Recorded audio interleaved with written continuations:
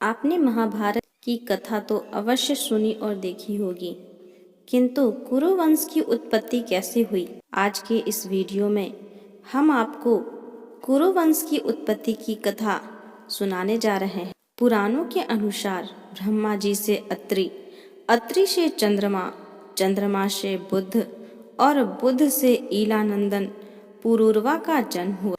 पुरूरवा से आयु, आयु से राजा नहुष और नहुष से ययाति उत्पन्न हुए। ययाति से पुरु हुए, पुरु के वंश में भरत और भरत के कुल में राजा कुरु हुए। कुरु के वंश में शांतनु का जन्म हुआ। शांतनु से गंगानंदन भीष्म उत्पन्न हुए। उनके दो छोटे भाई और थे, चित्रांगद और विचित्रवीर्य। ये शांतनु से सत्यवती के गर्भ से उत्पन्न हुए थे। शांतनु के स्वर्गलोक चले जाने पर भीष्म ने अविवाहित रहकर अपने भाई विचित्रवीर्य के राज्य का पालन किया। भीष्म महाभारत के प्रमुख पात्रों में से एक हैं। ये महाराज शांतनु के पुत्र थे। अपने पिता को दिए गए वचन के कारण इन्होंने आजीवन ब्रह्मचर्य का व्रत लिया था। इन्हें इच्छा मृत्यु का वरदान प्राप्त था। यह वरदान इनके पिता शांतनु ने इन्हें दिया था। एक बार हस्तिनापुर नरेश दुष्यंत आखेट खेलने वन में गए। जिस वन में वे शिकार के लिए गए थे, उसी वन में कनव ऋषि का आश्रम था। कनव ऋषि के दर्शन के लिए महाराज दुष्यंत उनके आश्रम पहुंच गए। पुकार लगाने पर एक अति लावण्यमयी कन्या ने आश्रम से निकलकर कहा, हे राजन, महर्षि तो तीर्थ यात्रा पर गए हैं, किंतु आपका इस आश्रम में स्वागत है। उस कन्या को देखकर महाराज दुष्यंत ने पूछा, बालिके, आप कौन हैं? बालिका ने कहा, मेरा नाम शकुंतला है और मैं कनव ऋषि की पुत्री हूँ। उस कन्या की बात सुनकर महाराज दुष्यंत आश्चर्यचकित होकर बोले, महर्षि तो आजन्म ब्रह्मचारी हैं, फिर आप उनकी पुत्री कैसे हुई?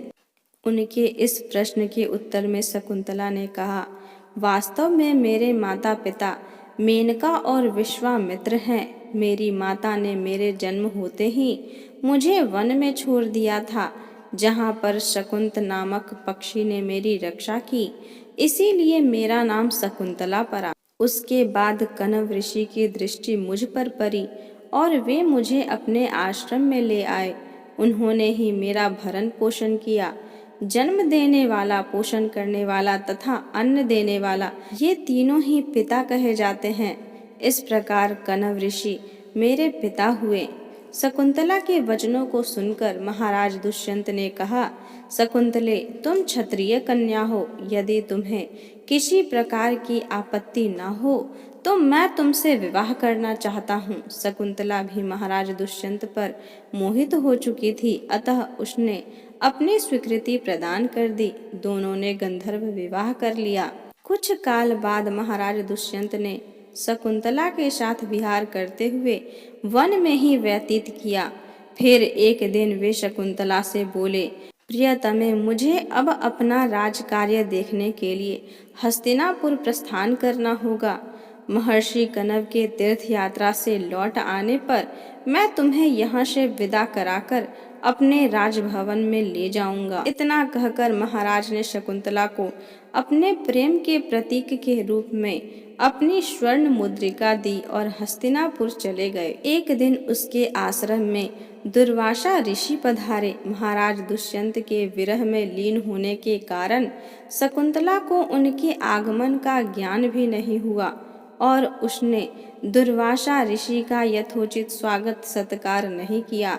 दुर्वासा ऋषि ने इसे अपना अपमान समझा और क्रोधित होकर बोले, बालिके, मैं तुम्हें श्राप देता हूँ कि जिस किसी के ध्यान में लीन होकर तूने मेरा निरादर किया है, वह तुझे भूल जाएगा। दुर्वासा ऋषि के श्राप को सुनकर शकुंतला का ध्यान टूटा और वह उनके चरणों में गिरकर क्षमा प्रार्थना करने लगी। शकुंतला के क्षमा प्रार्थना से द्रवित होकर दुर्वासा ऋषि ने कहा, यदि तेरे पास उसका कोई प्रेम चिन्ह होगा तो उस चिन्ह को देख उसे तेरी स्मृति हो जाएगी। महाराज दुष्यंत से विवाह से शकुंतला गर्भवती हो गई थी। कुछ काल पश्चात कण्व ऋषि तीर्थ यात्रा से लौटे, तब शकुंतला ने उन्हें महाराज दुष्यंत के साथ अपने गंधर्व विवाह के विषय में बताया। इस पर महर्षि कण्व ने कहा, पुत्री, विवाहित कन्या का पिता के घर में रहना उचित नहीं है। अब तेरे पति का घर ही तेरा घर है। इतना कहकर महर्षि ने शकुंतला को अपने शिष्यों के साथ हस्तिनापुर भिजवा दिया। मार्ग में एक सरोवर में आचमन करते समय महाराज दुष्यंत की दी हुई शकुंतला की अंगूठी, जो कि प्रेम चिन्ह थी, सरोवर में ही गिर गई। उस अंगूठी को एक मछली निगल गई। महाराज दुष्यंत के पास पहुंचकर कण्व ऋषि के शिष्यों ने शकुंतला को उसके सामने खड़ी करके कहा, महाराज, शकुंतला आपकी पत्नी है, आप इसे स्वीकार करें। महाराज तो दुर्वासा ऋषि के श्राप के कारण शकुंतला को विस्मृत कर चुके थे, अतः उन्होंने शकुंतला को स्वीकार नहीं किया और उस पर उल्टा होने का लांछन लगाने लगे। शकुंतला का अपमान होते ही आकाश में जोरों की बिजली कड़क उठी और सबके सामने उनकी माता मेनका उसे उठा ले गई। जिस मछली ने शकुंतला की अंगूठी को निगल लिया था, एक दिन वह एक मछुआरे के जाल में आ फंसी। जब मछुआरे ने उसे काटा तो उसके पेट से अंगूठी निकली। मछुआरे ने उस अंगूठी को महाराज दुष्यंत के पास भेंट के रूप में भेज दिया। अंगूठी को देखते ही महाराज को शकुंतला का स्मरण हो आया और वे अपने कृत्य पर पश्चाताप करने लगे। महाराज ने शकुंतला को बहुत ढूंढवाया, किंतु उसका पता नहीं चला।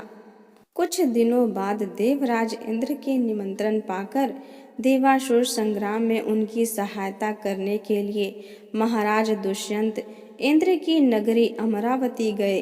संग्राम में विजय प्राप्त करने के पश्चात जब वे आकाश मार्ग से हस्तिनापुर लौट रहे थे, तो मार्ग में उन्हें कश्यप ऋषि का आश्रम दृष्टिगत हुआ। उनके दर्शनों के लिए वे वहां रुके। आश्रम में एक सुंदर बालक एक भयंकर सिंह के साथ खेल रहा था। मेनका ने शकुंतला को कश्यप ऋषि के पास लाकर छोड़ा था तथा वह बालक शकुंतला का ही था। उस बालक को देखकर महाराज के हृदय में प्रेम की भावना उमड़ पड़ी। वे उसे गोद में उठाने के लिए आगे बढ़े तो शकुंतला की सखी चिल्ला उठे, हे भद्र पुरुष, आप इस बालक को न छुएं, अन्यथा उसकी भुजा में बंधा काला डोरा सांप बनकर आपको डस लेगा। यह सुनकर भी दुष्यंत स्वयं को न रोक सके और बालक को अपने गोद में उठा लिया। अब सखी ने आश्चर्य से देखा कि बालक के भुजा में बंधा काला गंडा पृथ्वी पर गिर गया है। सखी को ज्ञात था कि बालक को कभी भी उसका पिता अपने गोद में लेगा, वह काला डोरा पृथ्वी पर गिर जाएगा। सखी ने प्रसन्न होकर समस्त वृतांत शकुंतला को सुनाया। शकुंतला महाराज दुष्यंत के पास आई। महाराज ने शकुंतला को पहचान लिया। उन्होंने अपने कृत्य के लिए शकुंतला से क्षमा प्रार्थना किया और कश्यप ऋषि की आज्ञा लेकर उसे अपने पुत्र सहित अपने साथ हस्तिनापुर ले आए। महाराज दुष्यंत और शकुंतला के उस पुत्र का नाम भरत था। बाद में वे भरत महान प्रतापी सम्राट बने और उन्हीं के नाम पर हमारे देश का नाम भारतवर्ष हुआ।